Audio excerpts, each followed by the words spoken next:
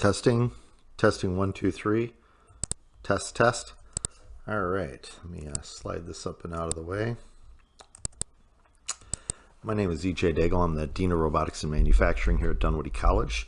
I'm going to do a little lesson on machine vision. This will be the first in a sequence of several machine vision lectures centered around the Cognex Insight software and the Insight hardware cameras as well. First of all, a little bit about machine vision. When we talk about machine vision is a type of sensor. It's a camera-based sensor. So we've tried to simulate stuff like this in the past. I'll kind of mouse over here to the picture on the left here. This is a photo from Upshur Smith Pharmaceuticals, where they actually use an emitter and a receiver sensor to detect if this cap is not screwed on the bottle. And if for some reason the cap isn't screwed on fully, it'll break this beam because it'll be a little higher than the beams shooting across. And then a pneumatic cylinder here could be used to reject that from the line, and there'd be a little collection bin down here. So that's kind of an old school way of doing it.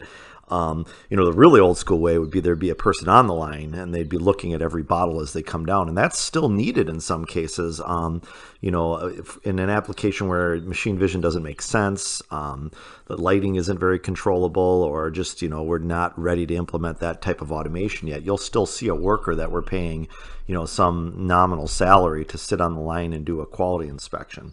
These images on the right, albeit not Cognex, what you're seeing here is tablets being inspected with a machine vision system. So you'll see these tablets are going to go into blister packs a little later down the line. But in the meantime, if one of these tablets was cracked, broken, you'll see the red tray down here where it'll be rejected into this red tray, and you'll see the image from the machine vision system showing that the current pack of 10 here are all green, meaning there are no broken. But in the red tray down here, you will see some broken pills that have been rejected from the process over time. So this is a camera-based system. And some of the advantages of a camera-based system is it's just like a world of PLCs versus relays. It can be easily reconfigured to a different product.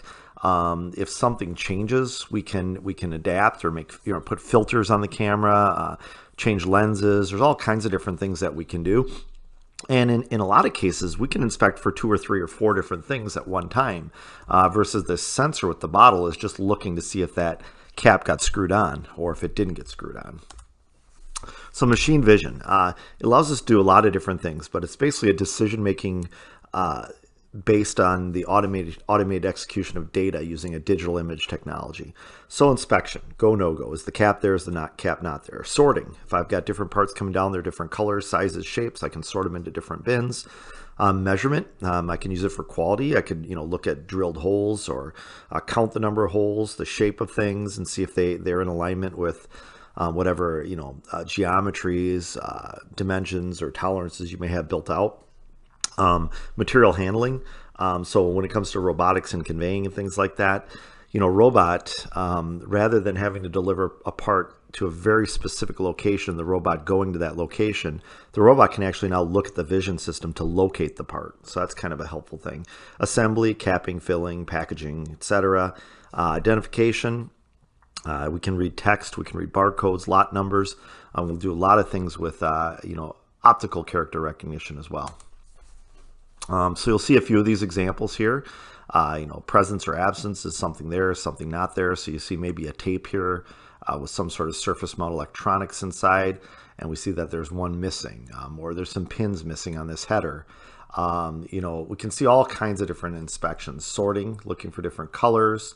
We do measurements or dimensional analysis. We can look at angles. We can look at the size of a part. We can look at the position or the orientation of something. You can see in this case these 2 circles. I don't know what this part is. Maybe it's a shaft and a hole, and they're supposed to be concentric, and one is off here. Or the position of a part coming down a line might be sitting at an angle. First is sitting straight. I can do optical character recognition. I read 1D and 2D barcodes. I can guide robots to pick and place things. So there's a lot of different examples that you have there. What you may or may not realize is the things you touch every day, driving your car down the road, everything is being inspected. Billions of products each day. many products that simply could not be manufactured without this technology. We verify the level of your soda bottles filled to the right level, reading of oil stain codes on automotive parts, or positioning touchscreens on smartphones, micron level accuracy.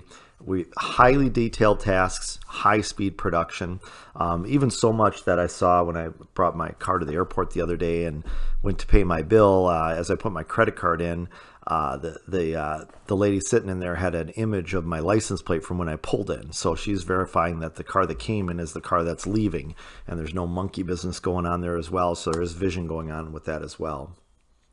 Cognex has a lot of different sensors that are out there.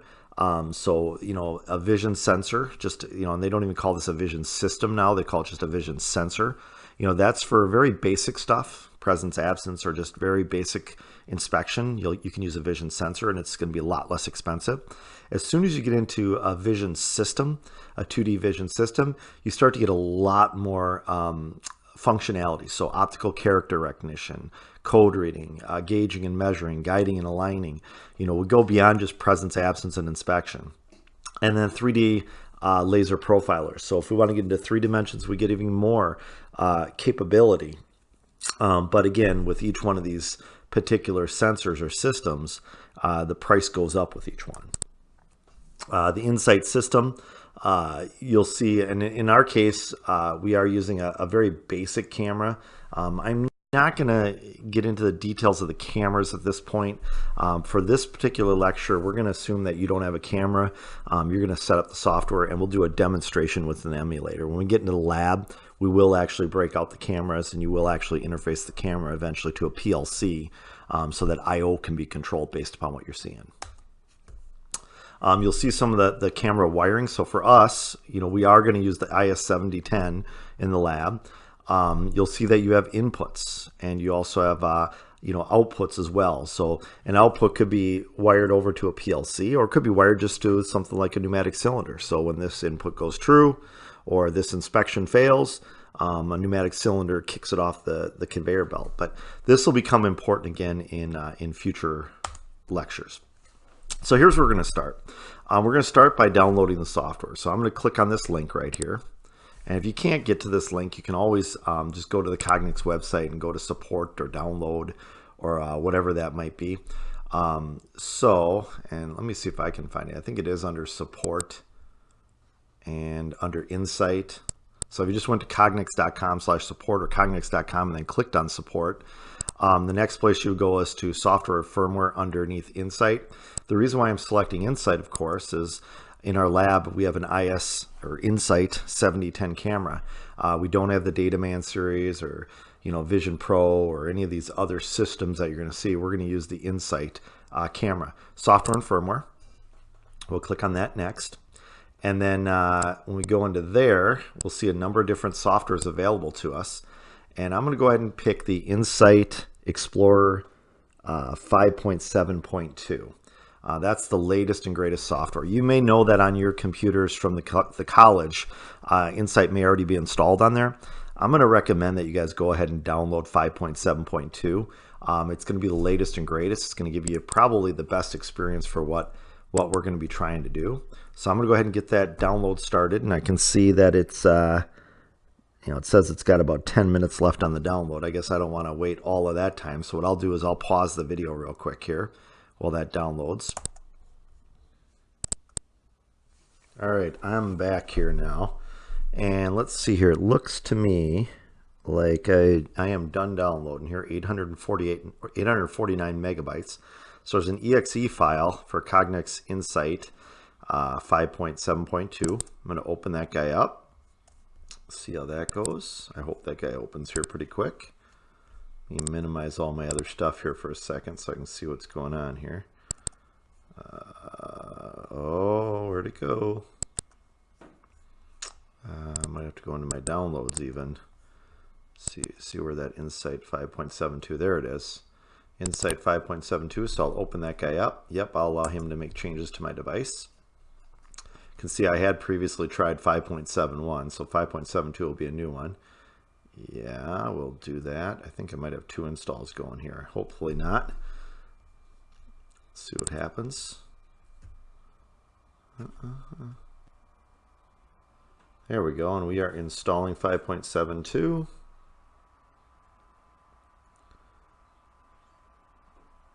Preparing to install. It's good, it's extracting files. I'll hit next. Accept the license agreement. Make sure you read all of that when you do it. I would just do the complete install wherever it requests to install it. Don't change the location. Don't try to customize the install size or anything like that. And what I'm going to do is I'm going to pause this again because it's going to go through this status and it's going to take a few minutes to install. And I will be back online once the install is complete. All right, I'm recording again here. I'm going to go ahead and click finish. Looks like my install is complete. Okay, that's fine. I'll hit OK. Browse file folder. I think I can cancel that stuff out because I think I'm pretty good. You'll see as on my desktop now, I have what's called the Insight Explorer 5.72. So once you've done your install, you should get a shortcut here. You may also go through your start menu and you can probably find a Cognex folder in here where you're going to find Insight 5.7.2 in there as well. I'm just going to open it up from the shortcut I put on my desktop. I'll let this open up here.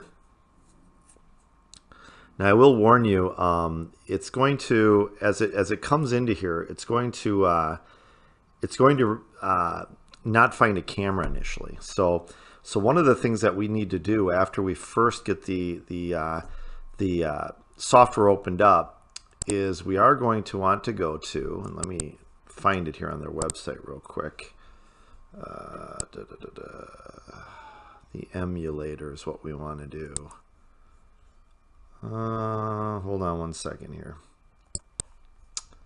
System options.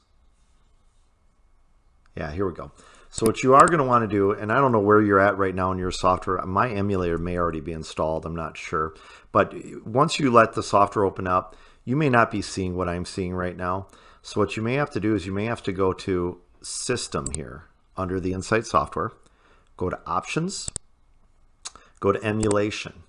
What's interesting here is there's going to be a couple of things that you're going to have to do to make this emulator software work. And so what I'm going to first do is go back here and go back to my support in the Cognex page.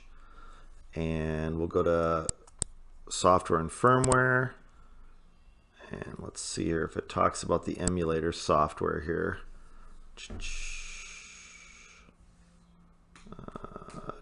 Doesn't. That's okay though. Let's see what else we got in here. Software and firmware. Don't need that. Let's type in emulation. Well, actually, you know what? I might be able to do it right from here. Let's take a look here.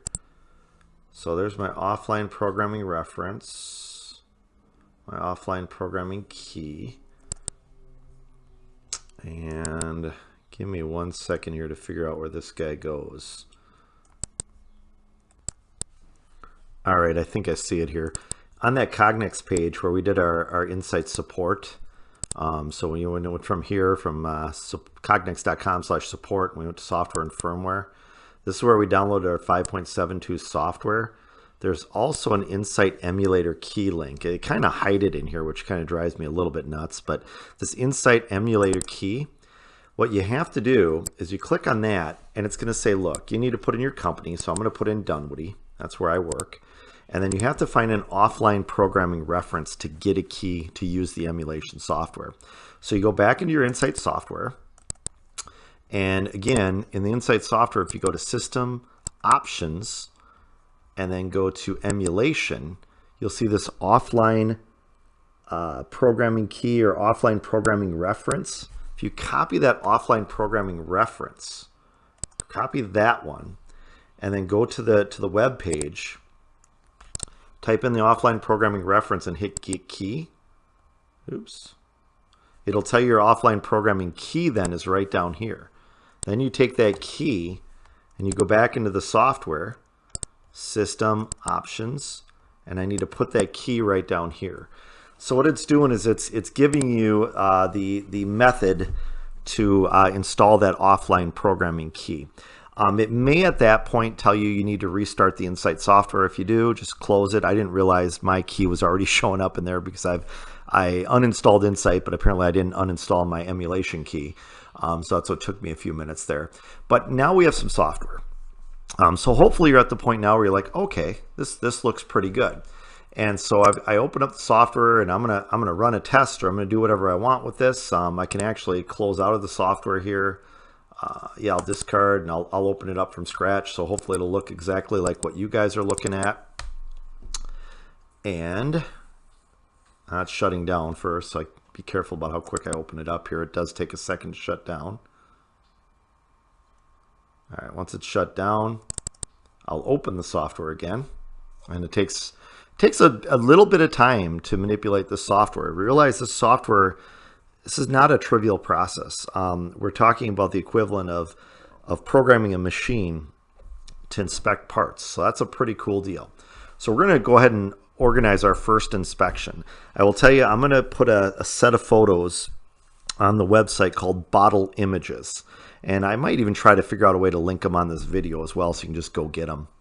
What you're going to want to do is you're going to want to save these bottle images into a folder. You're not hooked up to a camera at your house right now, so we're going to emulate. We're going to pretend we're getting these images from a camera. And the way we're going to pretend that is you'll see it says sensor or PC. So right here where it says sensor, that would be I'm going to get my images live from a camera. So as a part's coming down a conveyor belt, the camera's going to pick up the image. I'm going to inspect it. PC means we don't have a camera hooked up. I'm going to take some pre-staged images and we're going to inspect based upon those like we were getting them from a camera. So first thing I'm going to do is I'm going to, let's see here, set up image. Yeah, there we go. So it kind of goes right in the step here. Get connected. Get connected means a lot of times on get connected start one, I'd have to click on the sensor and go make sure I have Ethernet communications and everything. But for this time, we'll be on the PC. And then we'll click on Setup Images. In Setup Images, you know, it's going to tell you, oh, you're getting it from a camera. Here's all the different things. But remember, we're going to get it from a PC. So we're going to load images from a PC. I'm going to click on this button right here. Once I do that, I'm going to go find the folder where I've got my images stored. And so in my case, it's on my OneDrive. And you'll want to store them in a, you know, a lot of people throw them in a folder on their desktop, you know, and call it bottle images. Or if you've got a folder for this course, you create a folder called bottle images. In mine, it's under ASRO 2120, Cognex Vision stuff, sample photos, and I've got a folder called bottle inspection is what I'm calling it. I'm going to click OK, and I'm going to hit OK again. As soon as I do that, you'll see the bottle images come up. So now the question is pretty easy. If you're a human, you know, if these are bottles of Diet Coke coming down a conveyor belt, it's pretty easy to see, yeah, this one looks pretty good. This one looks pretty good. This one looks pretty good. I'm hitting the advance button over here. What's the problem with this one? Well, it appears that the bottle didn't get, you know, I don't know if the bottle's full or if it's half full. It's definitely not full though, right? It's definitely not filled to the same level as that previous bottle. So that would be a problem bottle. And I keep going, and what's the problem with this bottle? Well, the problem with this bottle is the seal up here is actually broken on the bottle. So that's a problem as well. And what's the problem with this one? It looks like the cap is cross-threaded onto the bottle. So we can see the good bottles and the bad bottles. And literally, the camera and the vision system can make decisions based upon this thing moving this fast. You know, sampling several bottles a second, or even hundreds of bottles a minute. We can sample and make inspection concerns. So I'm going to go back to the starting photo, which I believe is that one. So we've got our images coming in. Now I'm going to locate the part. What locate the part means is we need to tell the vision system, here's a feature or here's some way to locate the part you're going to inspect upon. And I'm not going to concentrate on all the inspection for this very first one. You know, in the lab, we'll do some more inspections, but for the purpose of this first one, what we're going to do is we're just going to locate the part upon the cap. I can see from the images below here, all of them had a cap.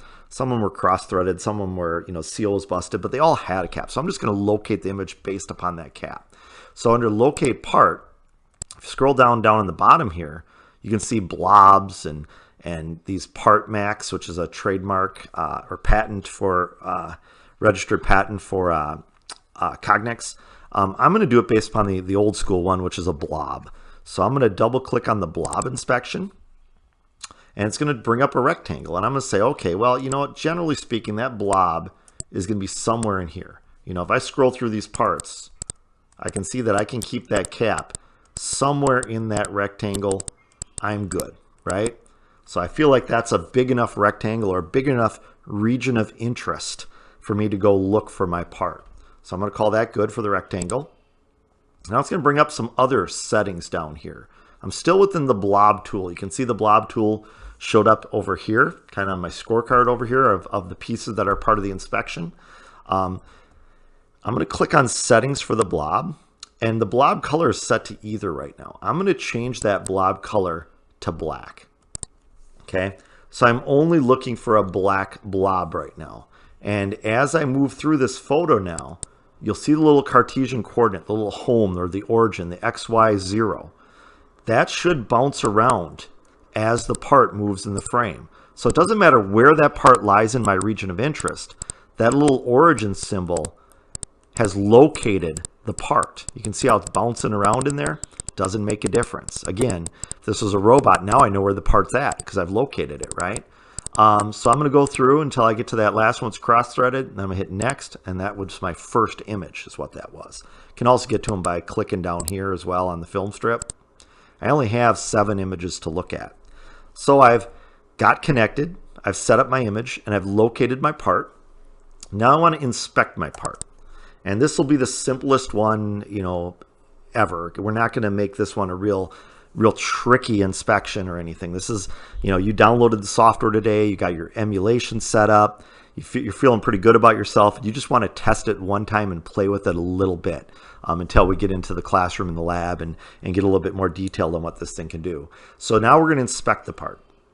And I'm going to use the same measurement tool. So if you go to measurement tools down here underneath your tools, I'm going to use the blob area.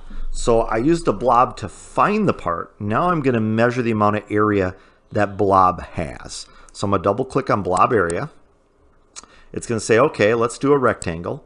And I'm going to show it where that blob is. Now the interesting thing is when I've located the part, this blob area now is going to reside within that. So it doesn't matter what I do next. Let me see if it actually it isn't right now, but that's not because I'm not running the whole thing here. Let me go back to the end here. You'll see what I mean here in a second. Okay, so I'm going to do the blob area. I'm going to make it that size, just a little bit bigger than the cap. I might go down a little bit and up a little bit, just so I didn't notice the cap was moving around. I'm not going to make it the same as the region of interest. The region of interest is going to help locate this inspection rectangle. So don't worry about trying to make this thing huge. Sometimes you have parts coming in behind this thing, or you have little noise outside of this thing. We don't want to include that in our inspection. So we want to make it as small as we can, but big enough to do what we need it to do as well. So I'm going to click OK for my rectangle. We can always come back and change this. And blob area, what blob area is telling me is it's telling me the square pixels. So the first blob up here located the part. Okay, that's what it did. The second blob here is telling me the number of black pixels. You can see kind of almost like a green border around the outside of this thing. And it's telling me, and look, this thing is 17,000 square pixels. And I can advance through my film strip again. The next one is 17,000 square pixels. Oop, maybe not. There we go. The next one is 17,000. The third one is 17,000. And the fourth one is 17,000. And the fifth one is 11,000. And the sixth one is 16,000. And I can already tell, and you can see how it moved around because the outer box was the box that we used to locate the part. So it's using that outer box to find the part. And once it finds the part on that origin, it's using the inner box based upon that origin to inspect the part and to measure the amount of black pixels inside of this inner rectangle. So what's going on. So I can bounce around and look at all these different images and see what I have here. Looking pretty good to me. I don't know where my, oh, there it is. Yeah, there we go. So I got a bunch of different images and they all look good. And now I could say, well, you know, I did notice something. When I went to this one, it actually had a red, like, step failed. Well, that's what I want to do. I can, based upon a failure of a step, I can actually tell the PLC, hey, go ahead and knock this bottle off the line because it's rejected. The reason why this one failed is it's 11,913 pixels. The reason it failed is if you look at this, what it did was it measured the largest blob. It didn't include the little ring. It only included the cap because it's showing up as two blobs is what's going on. So it's only giving you the biggest blob. So in that case, that blob is actually much smaller than the next blob. You'll also notice the next blob kind of threw us off here as well. It still passed, but it was 16,169. But when you compare that to the other blobs, all the other blobs are at least 17,000. So I'm actually going to, just for the sake of making an easy pass-fail indication, I'm just going to go ahead and decide whether or not this step for blob area passes based upon the square pixels. So I'm going to go to the range limits. Well, first of all, let's go to settings. And where it says blob color, let's make sure that that is black again. And then where it says range limits, let's go ahead and set this bottom limit up a little bit. So instead of 15,443, let's set it up to 16,500. Hit enter. And now, if I scroll through these again, this part is obviously good. This part's good.